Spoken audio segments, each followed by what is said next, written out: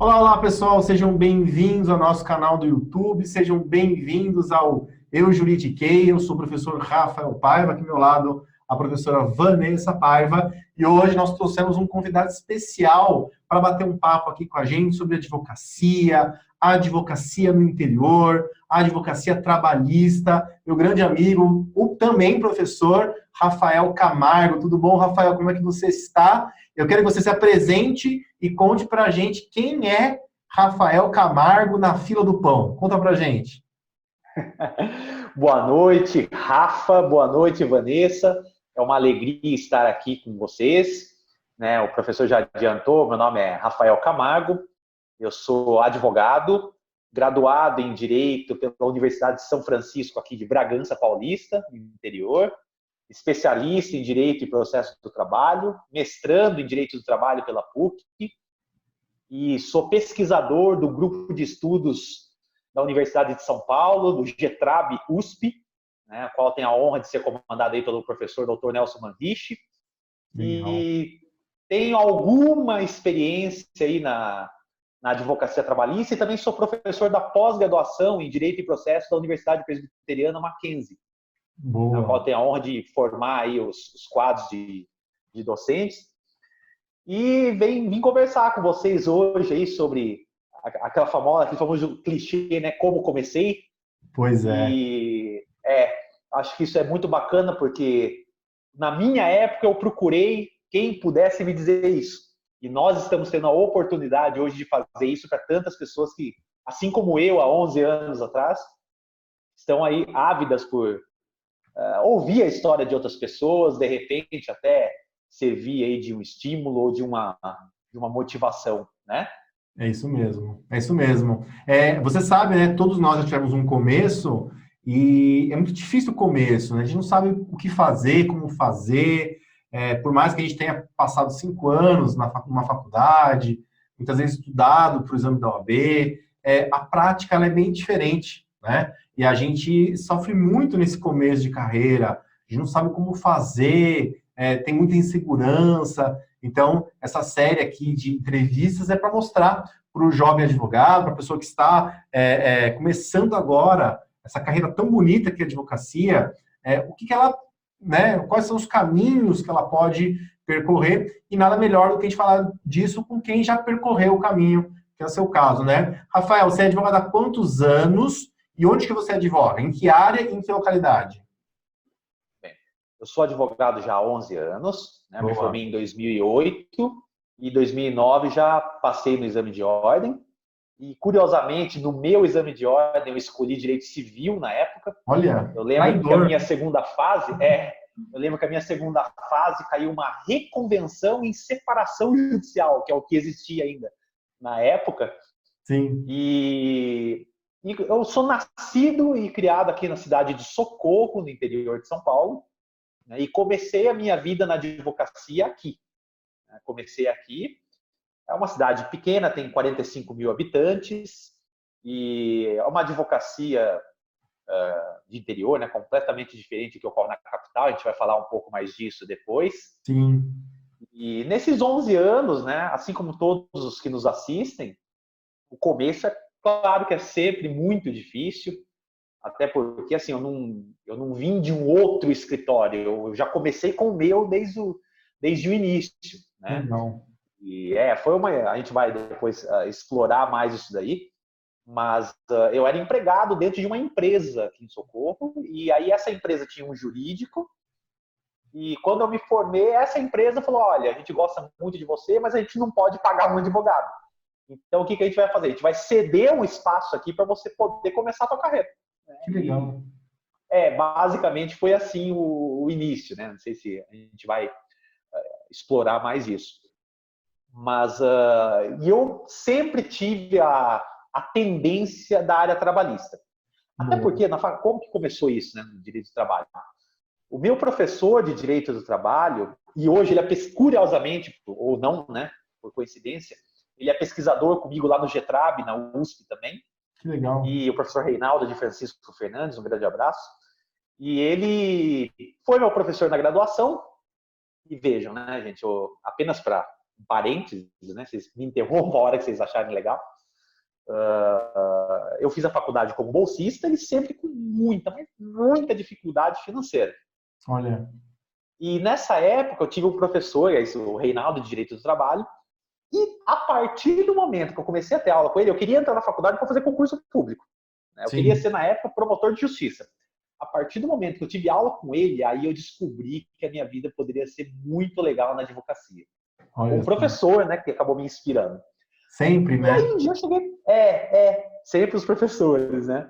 Um dia eu cheguei para ele e falei, professor Reinaldo, qual que é a chance de eu ser seu estagiário? Assim, e o escritório dele era em Campinas, também a 120 quilômetros daqui. Ele falou, olha, Rafael, para você ser estagiário no meu escritório, você tem que ter inglês fluente e você tem que ter um carro. Eu não tinha inglês e muito menos o carro. Né? Nem carta eu tinha quando eu comecei a faculdade. Olha só. E aí ele falou, olha, você é meu melhor aluno, e assim, na faculdade, gente, eu era aquele cara que todo mundo tacava papelzinho na minha cabeça, entendeu? Sei. Era aquele cara que só tinha... exatamente. Eu acho que eu tomei cerveja na faculdade, que eu fui no baixo umas 2 vezes. Uma vez no meu aniversário e uma vez no último dia de aula. O resto... Então, assim, eu era aquele cara que só tinha amigo na hora de trabalho, na hora da prova, enfim, né? Mas foi uma escolha que eu fiz. Não é que eu era melhor ou pior do que ninguém. A única chance que eu tinha de mudar a minha vida era a faculdade. Então, eu queria fazer bem feito. Olha. E aí ele falou, olha, Rafael, você é o meu melhor aluno. Né? Nas 2 provas dele, eu tinha tirado 10. O único da sala, numa sala de 70. Ele falou, vai lá no meu escritório conversar. Aí, gente, olha que curioso, né? Eu não tinha dinheiro para ir para Campinas. E a nossa prefeitura aqui, ela tem uns ônibus que eles levam pacientes para a Unicamp. E eu fui lá no departamento e falei, olha, gente, eu preciso ir para Campinas, mas eu não tenho dinheiro. E eles me colocaram nesse ônibus aí com pacientes para a Unicamp. Chegou lá na Unicamp, eu dei um jeito de chegar até o escritório. Caramba. E lá eu fiz uma entrevista.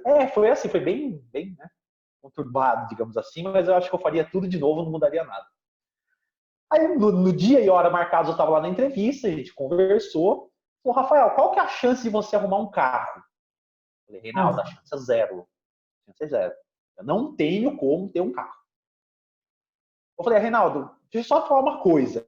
Eu sou aquele tipo de pessoa que se você me perguntar uma coisa e eu não souber, eu vou falar que eu não sei, mas eu vou atrás e vou te dar a resposta. Boa. Então eu só quero uma chance para provar para vocês que eu posso ser um bom profissional e ser útil no escritório. Passou uma semana, ele ligou e falou, Rafa, você está contratado. Olha.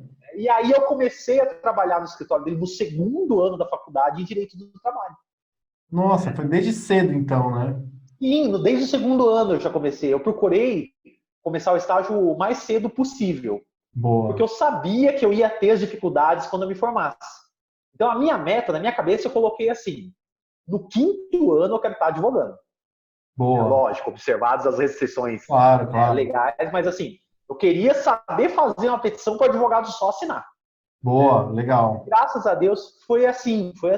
Eu fiquei lá no escritório em Campinas por uns 2 anos e toda a estrutura do meu escritório que eu tenho hoje, de notificar o cliente por andamentos no nosso sistema, de o cliente entrar lá e ter a possibilidade de ele consultar o processo dele no nosso site, tudo isso eu construí do estágio que eu fiz lá no 2º ano.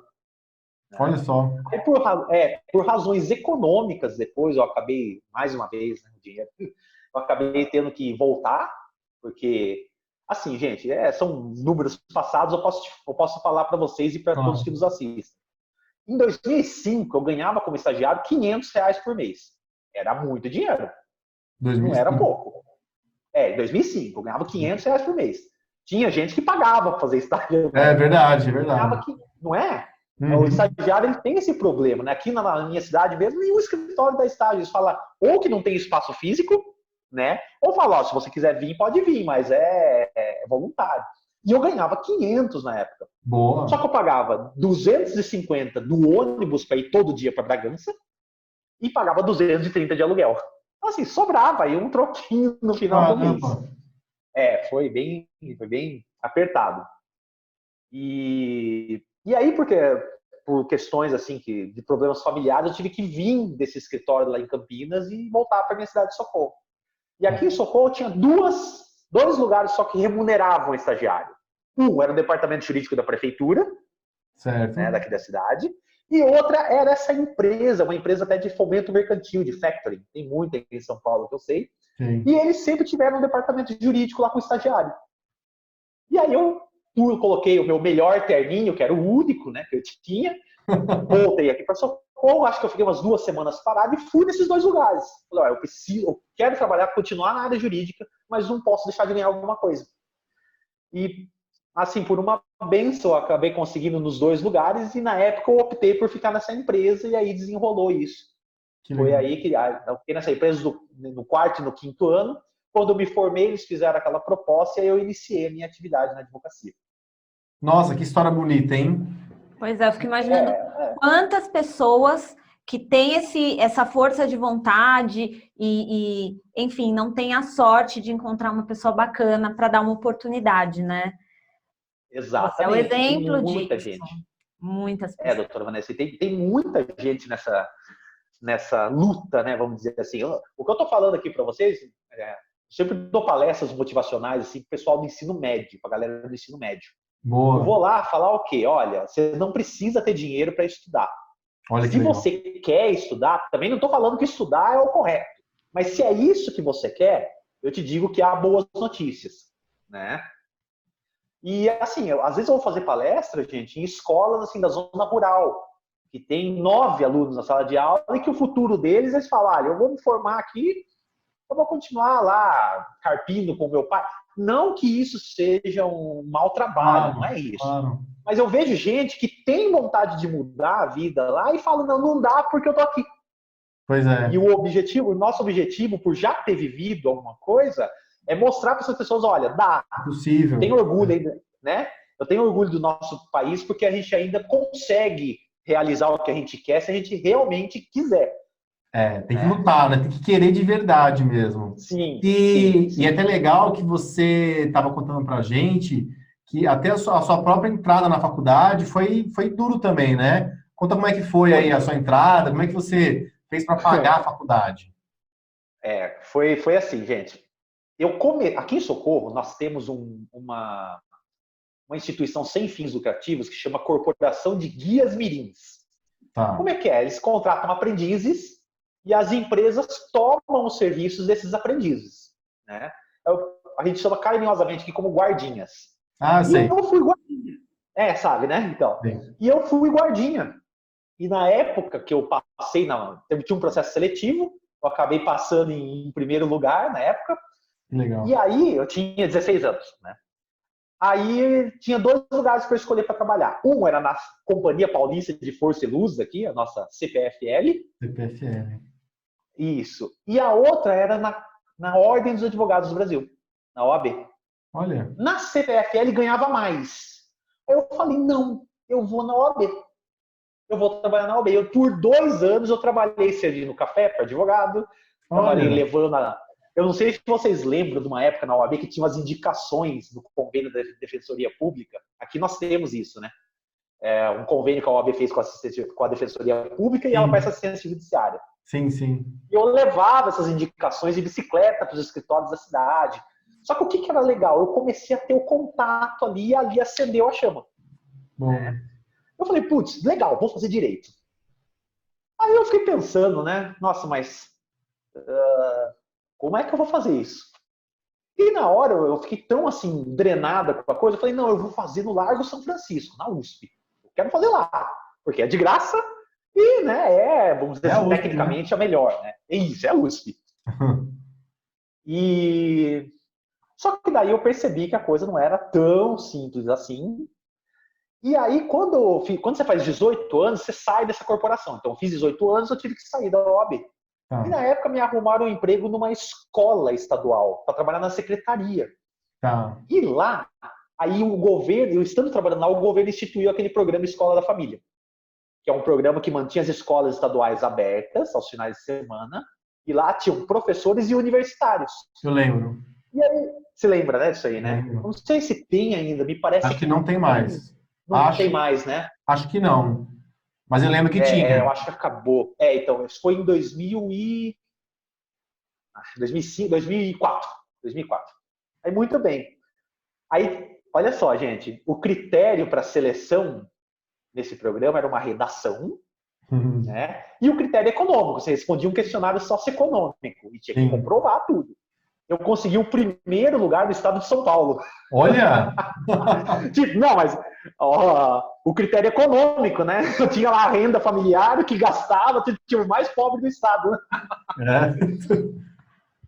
E aí eu consegui em primeiro lugar no estado, e foi desde o do primeiro mês da faculdade até o último mês eu não paguei R$1 da minha faculdade. Só que eu trabalhava sábado e domingo das 9 às 5. E tinha um emprego durante a semana e a faculdade à noite. Então, resumindo, eu tinha 3 finais de semana no ano. O do Natal, o do Ano Novo e o primeiro final de semana de janeiro. Olha só. O resto eu trabalhava todos.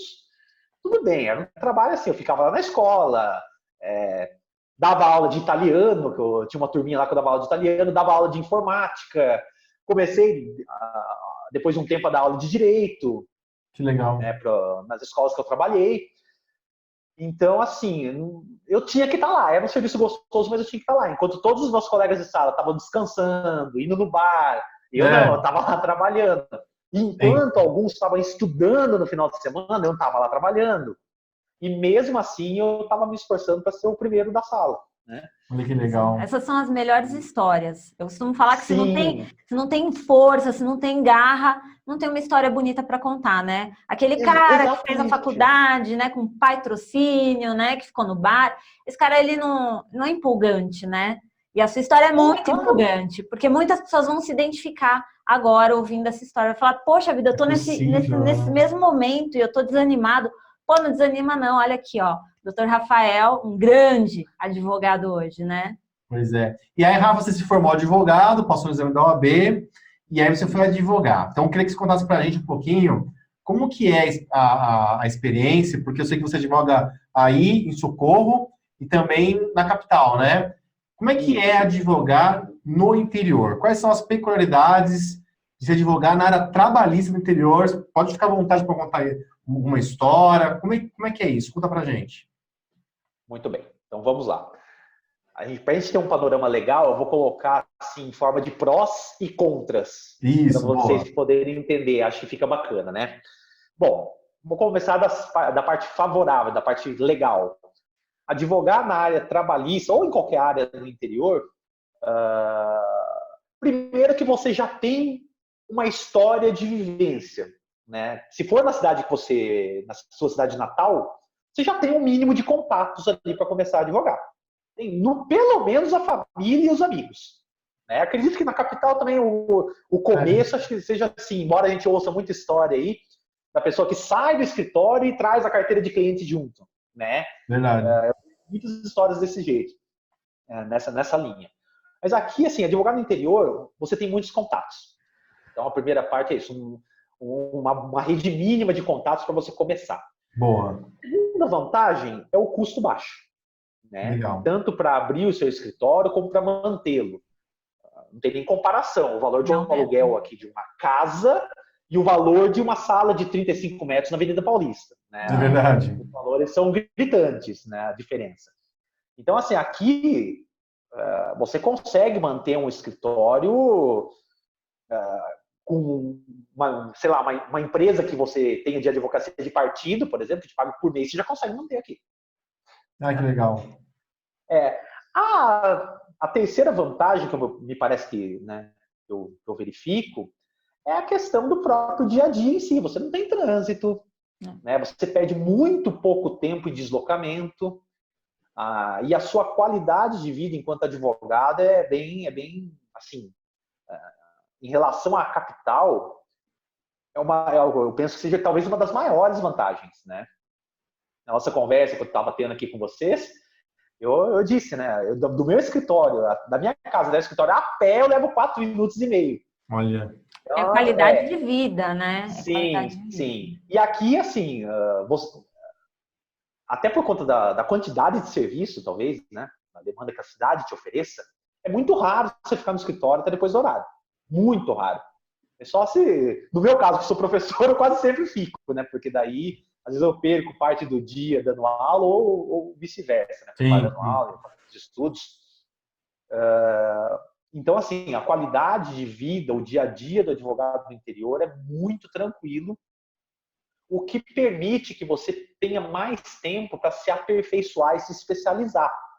Né? Fazer um curso, de repente, de arbitragem, que é uma área crescente aí, embora aqui no interior, nem tanto, mas os grandes escritórios aí na capital, né? Tem os departamentos só de arbitragem, inclusive, né? Tem visto. Então, assim, penso que essas sejam as maiores vantagens. Certo. Quais são as desvantagens? Isso eu quero saber. A rentabilidade é bem reduzida. É verdade que é proporcional ao custo que se tem, mas a rentabilidade é muito reduzida. A título de exemplo, uma causa, sei lá, vamos pensar no divórcio, que você cobraria 10 mil aí na capital, aqui no interior não vai passar de 3. E ainda ele vai chorar para dar uma parcelada. Sempre, né? Sim, acho que aí também, né? Acho que na capital também. Também. A outra desvantagem que me parece aí que é muito gritante e também importante é a questão de cobrar consulta. Esse é um problema, não é só na minha cidade, tá? Mas em todas as cidades do interior é muito difícil uma banca, vou falar de banca porque dá a impressão que é grandes escritórios, né? Mas é muito difícil os colegas cobrarem consulta. Não sei se é por conta da economia dessas cidades, assim como é aqui na minha, né? Ou se, enfim, por diversos fatores. Aqui, por exemplo, aqui em Socorro, né, onde eu moro, Sim. nós temos um ramo muito forte de advocacia, que é a advocacia previdenciária por segurado especial.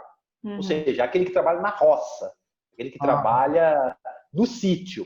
Tá. Na legislação, essas pessoas, o quê? Basta elas comprovarem que trabalharam a vida inteira no sítio, em regime de economia familiar, que eles conseguem aposentar.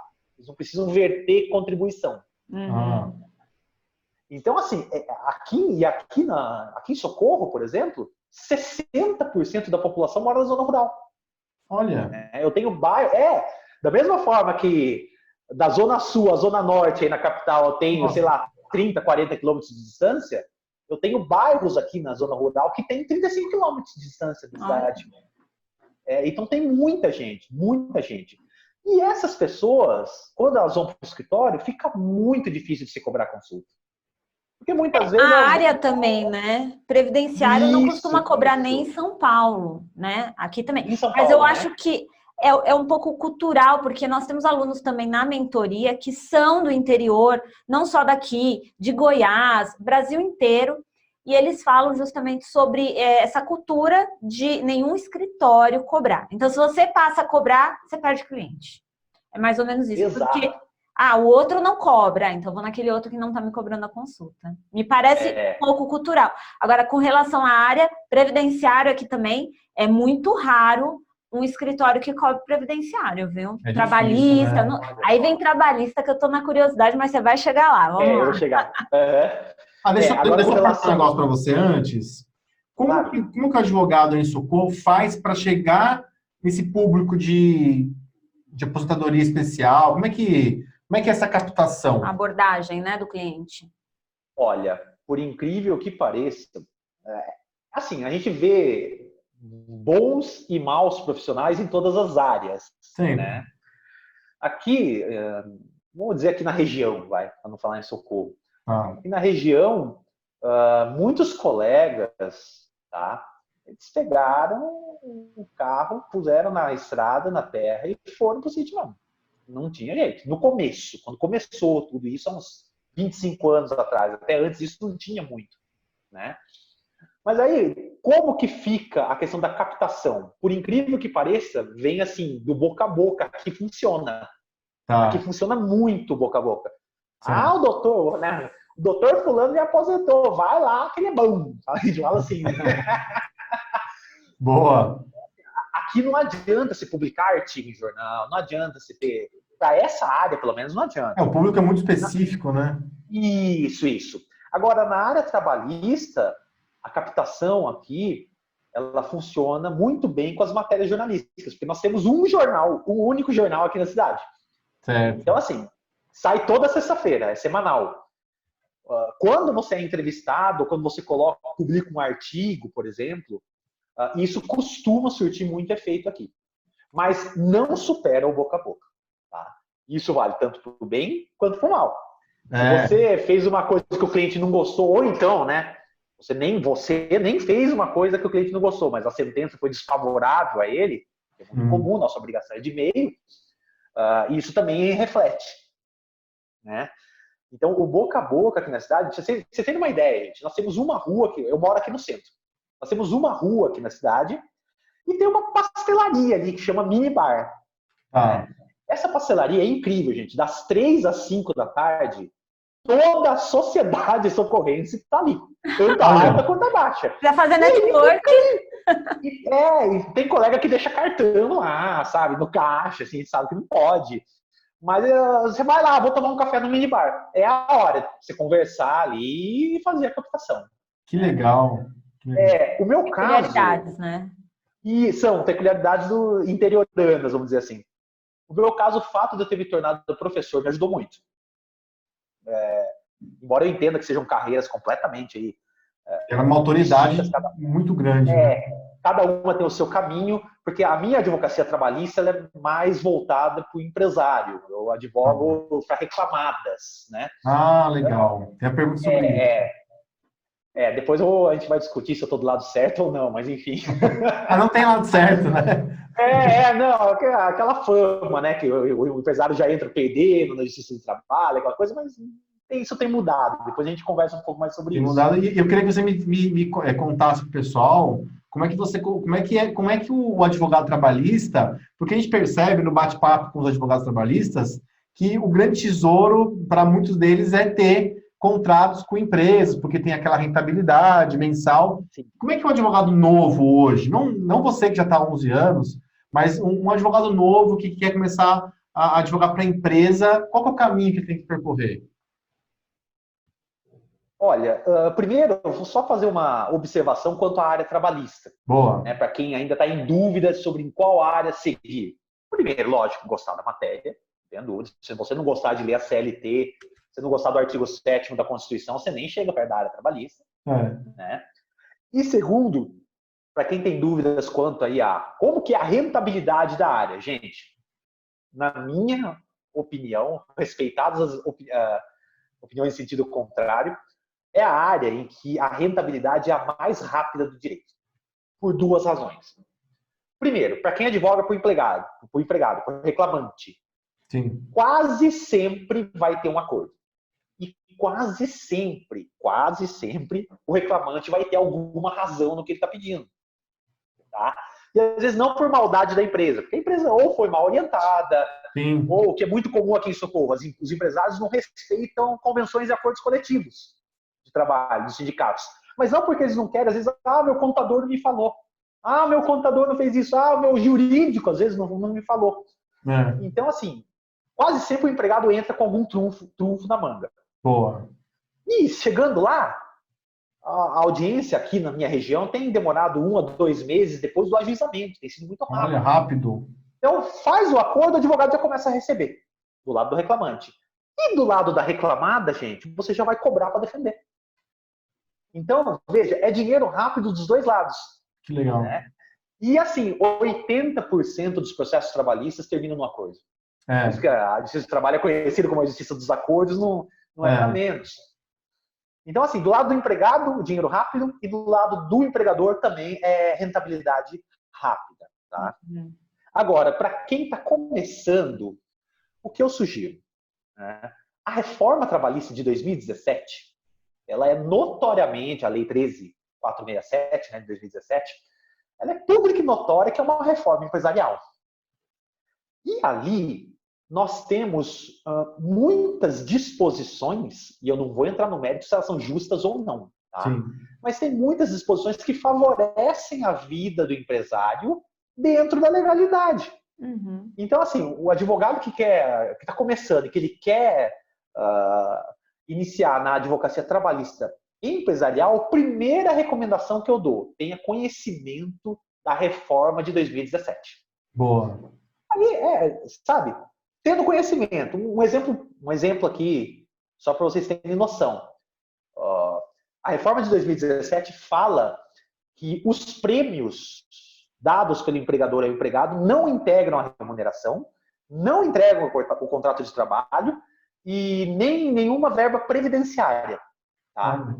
Então, primeiro, é um estímulo para o empregador aumentar a remuneração do empregado sem sofrer aquele monte de encargo. Você está ajudando o empregado e está ajudando o empregador. Eu não estou falando aqui de estratégias de como gastar menos, não é isso. Sim. Eu estou falando de uma advocacia justa, de uma advocacia dentro da legalidade e que pode ajudar ambos os atores sociais, que são empregados e empregadores. Sim. Então, e muita gente não sabe disso. Às vezes nem os contadores sabem disso. E é uma coisa que está na lei, não é nenhuma genialidade que a gente tirou aqui da cartola. Né? Falta de atualização, né? Isso. E também o nosso Tribunal Superior do Trabalho, o TST, ele tem sim dado uma série de posicionamentos flexibilizatórios. Ou seja, no sentido de dar uma afrouxada, vamos dizer assim, na legislação trabalhista, a fim de que os empregadores possam gerar mais empregos. Legal. Aí tem, lógico, os entendimentos contrários que não concordam, enfim, que falam que é retirada de direitos, mas a própria pandemia já é uma prova disso. Nós estamos vivendo em tempos diferentes. Total. E até eu gosto muito do mandamento do advogado, do Eduardo Couture, né? O primeiro mandamento está lá, né? Estuda, o direito está em constante transformação. Se não o acompanha, será cada dia menos advogado. Verdade. Então, e a reforma, para quem pretende advocacia trabalhista empresarial, é um campo vastíssimo de exploração. E aí, uma vez, peguei um tema aqui que eu gostei, teletrabalho, publica um artiguinho. Né? Aí, tenho certeza que na mentoria, vocês dão aí todo o caminho para o advogado poder, sobretudo advogado iniciante, né, poder desenvolver e divulgar o seu trabalho. E eu penso que a reforma de 2017 e as reformas posteriores seria um caminho aí para o jovem advogado começar a oferecer o seu serviço na área empresarial. Isso aí, bacana. É o sonho de muitos advogados que a gente percebe mesmo. Eles querem a reclamada, né? E aí você consegue fazer um contrato mensal com a reclamada e também por atuação também, né? Exato. Quanto ao contrato mensal, bem observado, Vanessa, aqui no interior, nós temos aqui uma certa, pelo menos aqui na minha cidade, não sei, no interior em geral, eu tenho encontrado uma certa resistência do empresário na advocacia, né, de partido ou de pagamento mensal. Eles têm aquela noção de que, mas eu vou pagar e não vou usar. Eu tive um exemplo, gente, não é nem da área trabalhista, né? Gente, eu juro que eu não fiz reza, eu juro que eu não fiz nenhum trabalho extraordinário aí para acontecer o que aconteceu. A empresa veio até mim me consultar uma loja de produtos agropecuários aqui na cidade. É uma ME, o capital social não passa de 30 mil. Né? E aí ele veio me consultar de uma série de questões, ele vinha sempre, eu falei, olha, vamos fazer um contrato. Né? Você me paga por mês, eu cuido de todo e qualquer assunto da sua empresa, extrajudicial e judicial. Boa. Isso foi no começo, tá, gente? Isso foi no comecinho, lá quando eu comecei a advogar. Aí ele falou, não, doutor, eu nunca tive nenhum processo. Falou assim, eu sei, mas olha, se você me contratar, um exemplo, você não vai assinar nenhum contrato mais sem que eu veja antes, né? Não, doutor, mas eu nunca, essas coisas que eu tô te perguntando aqui são coisas pontuais. Gente, juro, passou umas 2 semanas, ele chegou com um processo lá no meu escritório de mais de 2 milhões de reais. E é uma coisa completamente atípica aqui onde eu moro. Né? Imagina. E o que aconteceu? Ele vendeu um medicamento homeopático para um fazendeiro tratar mastites que deu nas vacas holandesas dele. Meu Deus. Morreram mais de 200 vacas holandesas. Cada vaca no valor aí de... cada vaca acho que no valor de 8 mil ou 9 mil reais. E aí... meu Deus. Que dor. Aí ele veio até mim, doutor, olha o que aconteceu. Eu falei, putz, nossa, que situação, né? Agora eu vou ter que cobrar de você em cima dos 2 milhões. E ele me pagava até pouco tempo atrás. Uau! Olha, você vê? É isso aí. Então, assim, A gente fala, né? Quem não quer, advogado é igual plano de saúde. Você tem que pagar e rezar para não usar mesmo. É assim, igual seguro, né? A gente paga para não usar. Seguro de vida, exatamente, exatamente. Então, assim, eu tenho até umas empresas que me pagam por mês, louvado seja Deus.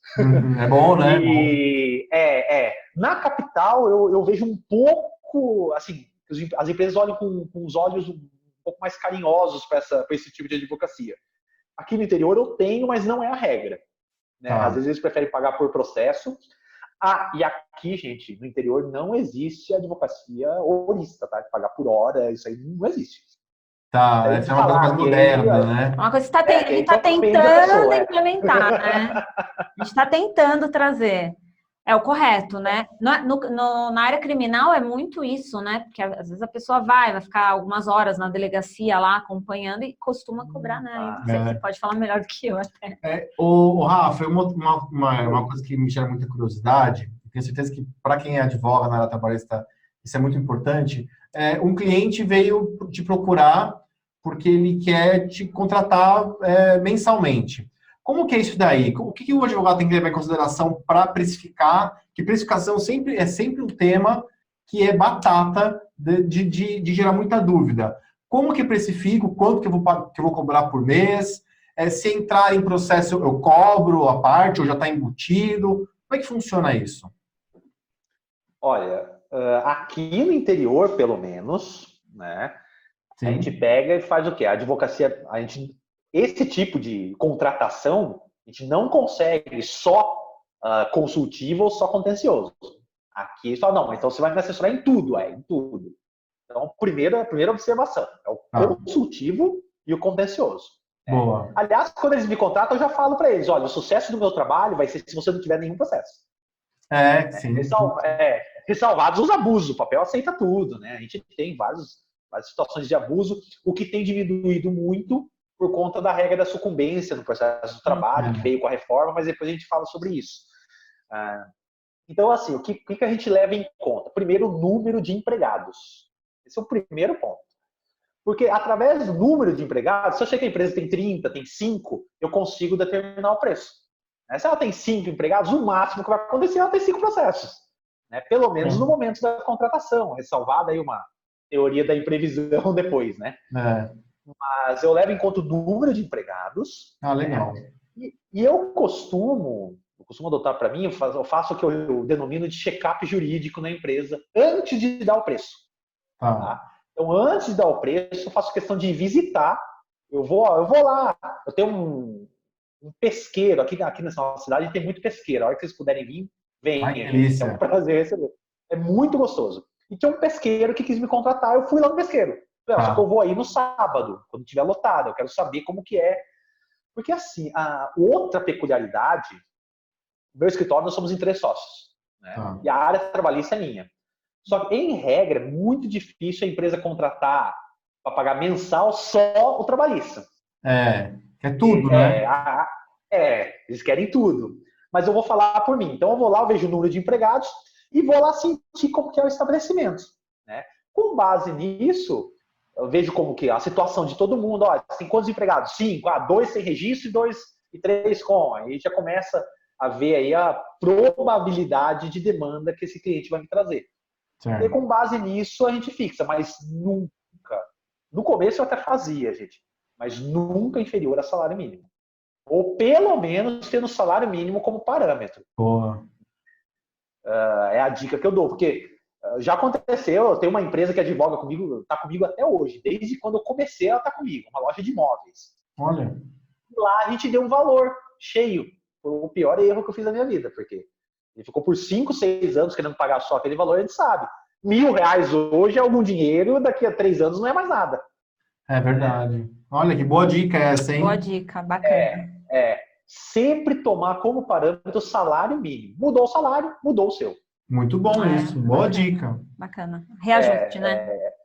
Foi uma coisa que eu estipulei para mim depois de um tempo aí apanhando, né? E espero que os alunos aí da mentoria e quem nos assiste não precisem passar pelo que eu passei. Boa. Aluguel reajustando, aluguel do escritório. Pois é, tudo reajusta, né? E não tem nenhuma abusividade, nenhuma ilegalidade nisso daí. Bacana. Diferentemente, às vezes, da advocacia paulistana, e pode ser um pouco diferente, mas aqui o parâmetro, pelo menos que eu adoto para mim, é salário mínimo. Legal. Bacana. Muito então, bom. Que a gente consegue precificar. E, além disso, ver o histórico também da empresa. É uma outra coisa que eu faço. Eu pego aí, eu entro no site do TST, da Justiça do Trabalho, e faço uma busca ver se a empresa já teve processo. Tá. Né? Se ela já tem um histórico aí de contencioso, a gente também, ainda que processos arquivados, a gente tenta ver, levantar o que aconteceu, o porquê dele ter dado ensejo a essa ação para saber aí, tentar prever o futuro deles, né? Além disso, legal. Gente, uma coisa que eu ofereço para mim, né? Uma coisa que eu uso eu ofereço aí uma reunião ordinária, ou quinzenal, ou mensal, a depender da necessidade da empresa, e reuniões extraordinárias sempre com prévio agendamento. Porque senão o empresário acha também que está pagando por mês e está lá 24 horas à disposição dele. A gente sabe que não é assim, ainda mais a gente que é professor. Pois é, totalmente. Nossa, já cansei, doutor, estava te ligando à noite, mas à noite eu estava dando aula. Pois é, não é assim, né? Legal ter essa visão de um advogado trabalhista, né? Com esses detalhes, são detalhes mesmo, que se você não é da área mesmo, é mais difícil, né? Agora, Rafa, oi. Queria que você contasse para a gente assim, a gente teve a reforma trabalhista, foi em 2017, e tivemos agora várias MPs, né, na área do trabalho. Se você puder indicar para os nossos espectadores algum tema, alguma temática que agora vai pegar, estuda isso, porque isso aqui vai gerar demanda para você, e uma dica de audiência para a gente poder encerrar esse bate-papo. O que você acha? Legal. Perfeito. Na área trabalhista, a primeira recomendação que eu dou por conta da pandemia não tem nada a ver com as MPs. Legal. É um instituto trazido pela reforma de 2017 que chama Procedimento de Homologação de Acordo Extrajudicial. O que é esse procedimento, gente? Empregado e empregador chegam a um acordo. Tá? Até mesmo para parcelamento de verbas rescisórias. Só que o empregador quer ter segurança nisso. E o empregado também. Então, o que eles fazem? Eles chegam num acordo, as partes são representadas por advogados distintos, né? E eles submetem a homologação desse acordo ao juiz do trabalho. Tá? Isso está lá no artigo 484-A da CLT. Boa. Por que eu estou falando isso? As medidas provisórias do governo, elas trouxeram uma série de medidas, né? A suspensão do contrato, a redução de jornada com redução de salários, e aí o governo vem e faz as vezes dele com o pagamento do benefício emergencial de preservação do emprego. Só que o que acontece? Essas MPs, elas prevêem estabilidade desses empregados. Tá? Então, se eu suspender o empregado por 60 dias, ele vai ter estabilidade durante a suspensão e 60 dias após. Que legal. O que eu estou ouvindo dos empresários? Rafael, eu não vou conseguir manter esse empregado depois. Porque os efeitos dessa pandemia, eu vou começar a recuperar no primeiro semestre de 2021. Esse ano, para mim, acabou. E eu estou falando de microempresários, falando de MEIs, falando de empresários de pequeno porte. E, de fato, os efeitos da pandemia, eu defendo o isolamento, tá? Acho que o isolamento é extremamente necessário. Mas os microempresários vão sangrar muito. Já estão, né? A minoria está me procurando para aplicar as MPs. Estão me procurando para fazer as rescisões. Infelizmente. Né? Então, esse procedimento vem previsto na CLT e eu acho é um ótimo nicho de mercado para o advogado trabalhista, tanto do empregador quanto do empregado. Por quê? O empregador tem a garantia que o empregado não vai mais discutir isso na Justiça do Trabalho. Boa. O empregado tem a garantia que se ele não cumprir, ele vai ter uma multa que eu posso pôr de 100% se eu quiser. Né? E já vai para execução direta, da forma título executivo. Né? Eu não vou precisar de uma reclamação trabalhista para cobrar aquilo depois se o empregador não cumprir.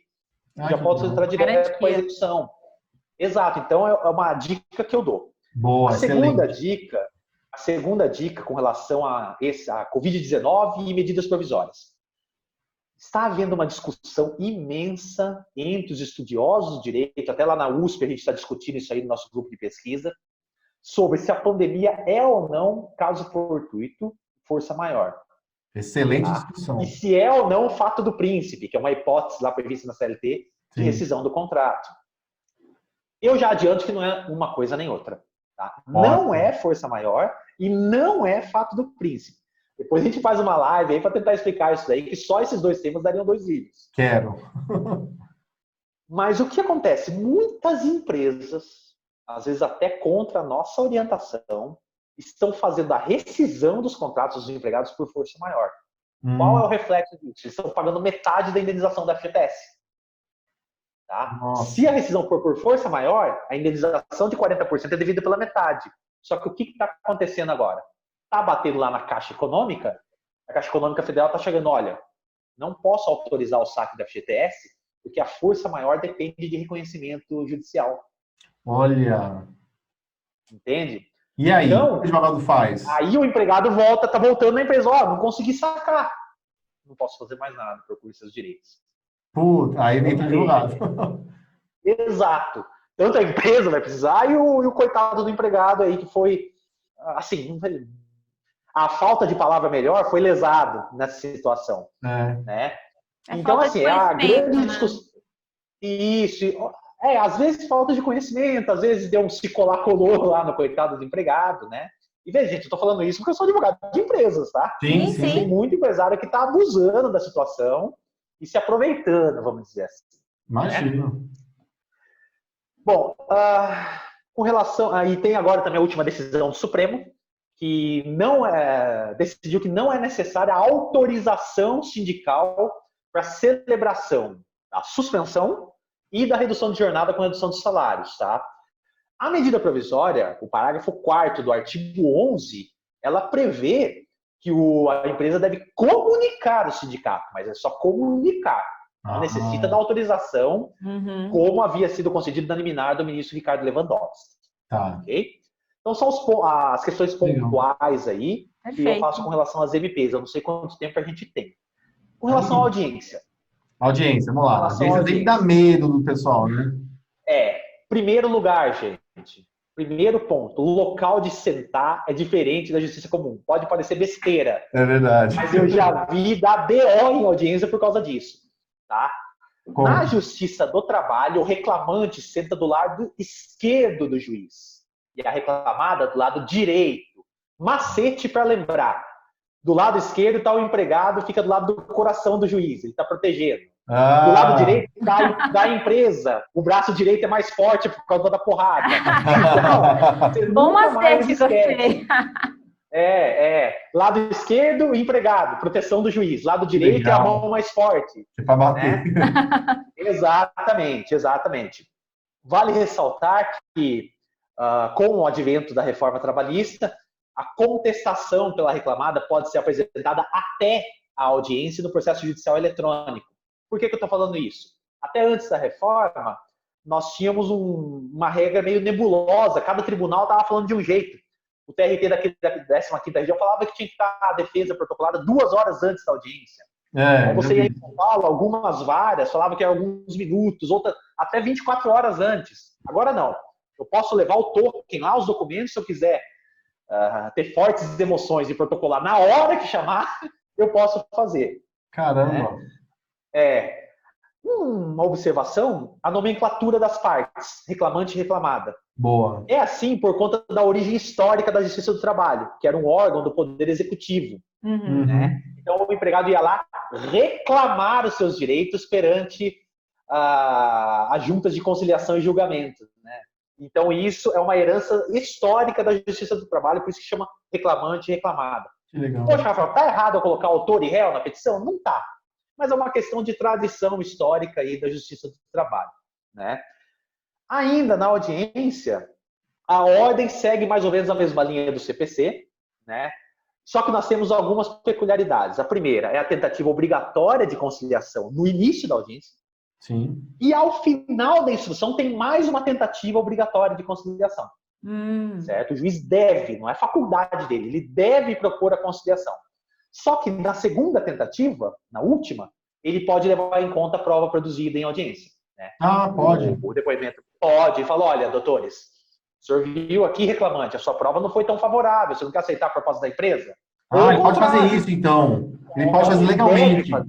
Sim, porque eu sempre ouvi histórias assim, e eu achava que era o juiz sendo mais agressivo, né? Rafa, se ele não fizer isso, eu posso anular o julgamento do tribunal depois. Que interessante. Essa é questão de ordem pública, ele tem que fazer. Bacana. E ele pode chegar para a empresa, olha, a sua testemunha foi muito fraca, vocês não querem melhorar a proposta? Ele pode usar dessa persuasão no final. Né? Entendi. É uma tentativa, repita-se, obrigatória. Né? E o que mais que eu posso falar sobre a audiência? As tentativas... muito importante. A CLT não fala. Eu, advogado trabalhista, gravar a audiência? Eu posso chegar lá, pegar o celular e gravar? Resposta, sim. A Instrução Normativa 39 de 2016 do TST, que regulamenta a aplicação do processo civil ao processo do trabalho, prevê expressamente que o dispositivo do CPC, eu não vou me recordar agora o número, o artigo 400 e alguma coisa, um dos seus parágrafos que fala que as partes poderão gravar a audiência em mídia ou dispositivo equivalente. Que legal. Isso vai na Justiça do Trabalho também. Bacana, bom saber, né? É bom saber, porque a cível já é assim, né? E bem posicionado. Agora, outra pergunta. Na Justiça do Trabalho, o advogado pode fazer as perguntas diretamente para a testemunha ou para a parte? Resposta, não. Aqui não se aplica o dispositivo do CPC. Ainda nós estamos no sistema antigo das reperguntas. Olha só. Então a gente faz via juiz. Quando você pega um juiz bem prático, né? Aí o advogado faz a pergunta, o juiz já olha, ouviu? Né? Fala, sim. Responde, né? Agora, você pega um juiz mais aí conservador, principalmente os mais jovens, né, que acabaram de ser aprovados aí eles fazem o sistema da repergunta aí de forma completa. Nossa, nunca reparei nisso. Trabalho não aplica. Nunca reparei. Mas, de fato, sempre fiz a pergunta para o juiz. Engraçado mesmo. Mas nunca reparei. Interessante. Quando eu faço, raramente, quando eu faço audiência civil aqui na minha cidade, a juíza já manda, doutor, a testemunha é sua. Já fala assim. Né? Então, a gente já faz as perguntas diretamente, aí, de acordo com o No penal também é assim, viu, Rafa? A gente faz direto para as testemunhas. Então, mas só na Justiça do Trabalho... Só trabalhista que é diferente. Só trabalhista. Bacana. Lembrando que também, quanto ao depoimento pessoal, prevalece aquela regra, né? Os fatos não impugnados são incontroversos. Então, se a reclamada, por exemplo, falar, você pagava 13º? Se ela falar, não sei, o não sei é confissão ficta. Poxa. Né? Olha só. Então, uma coisa bacana de orientar quem vai advogar, tanto para o empregado, mas é mais para o empregador. Nunca fale que não sabe. Se o juiz fizer uma pergunta, ele trabalhava lá até as 8 da noite, como ele alega? Não sei. Se falou não sei, já é confissão. Tem controvérsia, eu tenho uma pergunta, talvez você já tenha passado por isso. Vamos imaginar que o juiz ele cometeu alguma ilegalidade, alguma arbitrariedade numa audiência. Aí você pede para constar na ata. Ele fala, não vou constar nada. E aí? Muito bem. Importante lembrar que no processo do trabalho vigora o princípio da irrecorribilidade imediata das decisões interlocutórias. Tá? Ou seja, no processo do trabalho, agravo de instrumento só serve para destrancar recurso, mas para nada. Tá? Eu não tenho aquela figura do agravo retido. Até no próprio processo de execução ou no curso do processo de conhecimento, eu não tenho a figura do agravo de instrumento. O que eu tenho é justamente a questão do protesto. Os famosos protestos em audiência. Eles não têm previsão legal, ok? Decorre da praxe justo-trabalhista e eles equivalem ao agravo retido do CPC. Então, chega lá na audiência, deferir uma testemunha, excelência, quer que conste os meus protestos. Se o juiz não constar os protestos, aí é hora de chamar prerrogativas. Mas aí explica, como é que o advogado faz? Calma aí, eu vou chamar prerrogativa. Sim, eu já, inclusive na Barra Funda. Já aconteceu com você? Conta. Só que na Barra Funda tem um plantão de prerrogativas lá. Tem mesmo. Então lá a gente pega, olha, então, excelência, Se não está querendo consórcio de protesto, vou chamar a prerrogativa, a comissão de prerrogativas aqui. Ou então o advogado pegar, usando da faculdade do CPC e gravar. É isso que eu pensei, gravar, né? Sim. Então eu estou gravando aqui, Vossa Excelência pode reiterar, por favor, que não constou os meus protestos, né? E aí, se a gente conseguir documentar e comprovar, é nulidade por cerceamento de defesa, não tem dúvida alguma disso aí. Ai, que legal. Porque eu vou falar uma coisa para você, Rafael. Aqui em São Paulo, a justiça civil tá bem complicada, principalmente na área assim, que eu atuo família. E eu vejo muito desrespeito. Juiz, e normalmente eles estão com o promotor já, desrespeitando prerrogativas do advogado. E aí a gente já entra na audiência gravando. A gente já está usando esse recurso e a gente passa essa dica para os nossos alunos. Olha, entra na audiência gravando, é um direito, tá? E você acaba se precavendo de algum... Não são todos, é claro, mas às vezes a gente pega um colega magistrado que está ali naquele dia não muito bom, né? E passa por cima de alguns direitos que o advogado tem para defender amplamente seu cliente, né? Então, é interessante que isso se aplica também na Justiça do Trabalho, e como você bem posicionou, eu acho que é até muito mais prático do que você... Peraí que eu vou chamar a prerrogativa, né? É você gravar, Sim. E aí com esse recurso de prova você toma as medidas cabíveis, né? Sim, porque eu posso, né, como a gente já falou aqui, a gente pode gravar, tá? É previsão do CPC e aplicável aí no processo do trabalho. E outra coisa também, na audiência trabalhista, que é muito comum, é o juiz ameaçar a testemunha de ser presa. Conta, e aí? É o seguinte, o juiz do trabalho não tem nenhuma competência penal. Tanto é que no concurso só cai direito penal na primeira fase, né, na prova objetiva, depois não cai mais direito penal, né? Então, qual que é o correto? Tanto é que a gente aconselha aluno de prova oral, né? Eu tive alguns alunos aí de prova oral da magistratura, a gente aconselha eles, olha, não é aconselhável você requerer a prisão da testemunha que falta com a verdade em audiência. O que é aconselhável? Você advertir. E o que o juiz pode fazer, né? Falando aí para quem está nos ouvindo e nos vendo. O juiz, ele fala que, olha, você foi arrolado como testemunha, está aqui para dizer a verdade, sob pena de cometer o crime de falso testemunho, que é um crime muito grave. O senhor entendeu? Né? Qual que é a providência? O juiz tem que pedir ofício para o Ministério Público Federal. Ele não tem que ele, juiz, determinar. Lógico, se houver um desacato, alguma coisa, uma desobediência, é uma outra história, ele é autoridade, ele poderia, Sim. mas não por falso testemunho. Tá. Ademais, a própria reforma trabalhista já traz uma penalidade para testemunha que falta com a verdade em juízo. Sim, a reforma veio agora e tem a possibilidade de aplicação de multa para testemunha que for comprovadamente flagrada e faltando com a verdade. Boa. É certo que tem umas deficiências nesse dispositivo, Sim. porque não é previsto ali um contraditório e ampla defesa.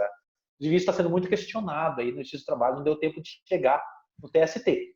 Legal. Mas não, o juiz não pode determinar a prisão de testemunha em audiência. É muito importante os advogados, na hora até de conversarem com as testemunhas.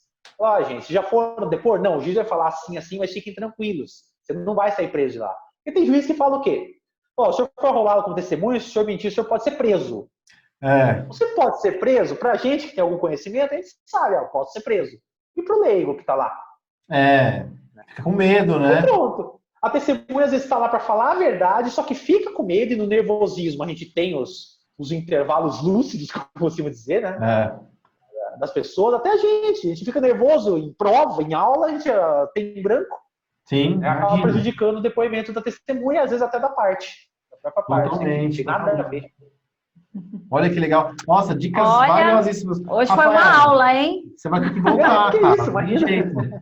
Eu vou ter que já refazer o convite para você, porque esse assunto, audiência, eu tenho certeza que a galera vai ficar alucinada. A gente podia marcar, então, e já falar que prometer para quem está assistindo a gente que a gente vai voltar com o Rafael falando só de audiência.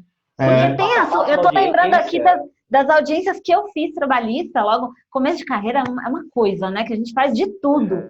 De um tudo, sem experiência nenhuma, a gente vai lá e... Acho que eu fiz umas duas. Se tivesse um vídeo desse, eu não tinha errado o lugar de sentar, tá vendo? E aí, a gente pode voltar e contar os casos, né? Que é isso que é o mais legal, eu acho. Sim. Só contar um caso rapidinho aqui. Eu quero, por favor. Coisa rapidinha.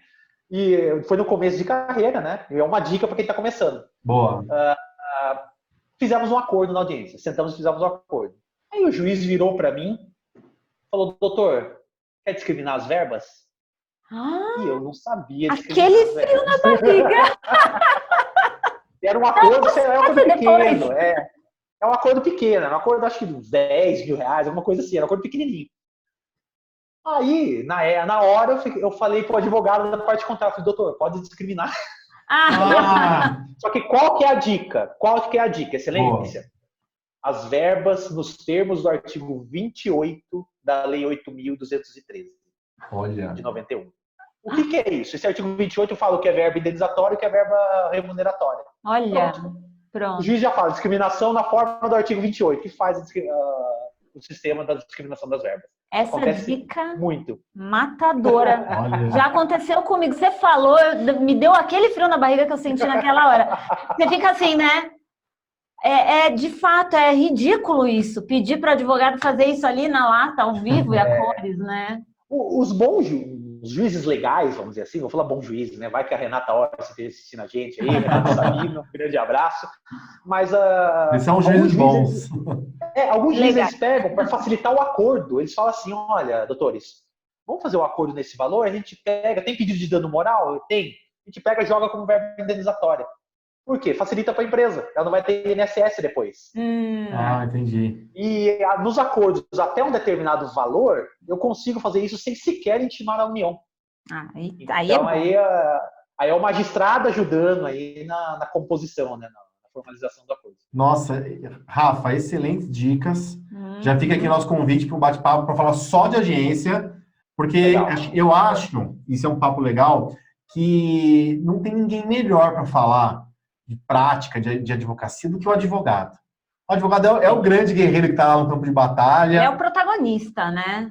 Ele sabe do que tem, do que não tem. Então, a gente valoriza muito nossos colegas advogados e estou muito feliz que você tenha disponibilizado o seu tempo para estar aqui com a gente hoje. Você está com um filhinho pequenininho, né? 2 meses, né? Não pode nem falar muito para acordar, porque vai dar problema, né? Mas, muito legal, Rafa, obrigado. Eu queria que você deixasse seu contato para a galera que assiste a gente agora, te seguir, não sei, no Instagram, no Facebook, e já ficar um convite aqui para a gente bater um papo sobre audiência trabalhista. Vamos lá, deixa seu contato.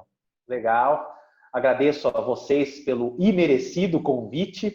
Merecido. Muita alegria de estar aqui. Vocês são aí, embora eu os conheça há pouquíssimo tempo, mas são pessoas às quais eu me inspiro muito no meu dia a dia, na minha carreira, tanto como professores quanto como advogados. E os alunos de mentoria de vocês têm muita sorte. Obrigado. Porque ter professores, e não só professores de teoria, mas professores de prática, de vivência, como vocês, certamente eles já estão aí 7, 8 passos à frente, mesmo dando o primeiro passo. Parabéns pelo trabalho. Obrigado, Rafa. Obrigada. Eu agradeço a todos que nos assistiram. Meu Instagram é @prof.rafael.camargo. Vou deixar aqui embaixo. Legal. Prof. Rafael Camargo. Me sigam lá, dê uma força aí pro leitinho das crianças. E tem a minha obra também que eu lancei agora. Legal.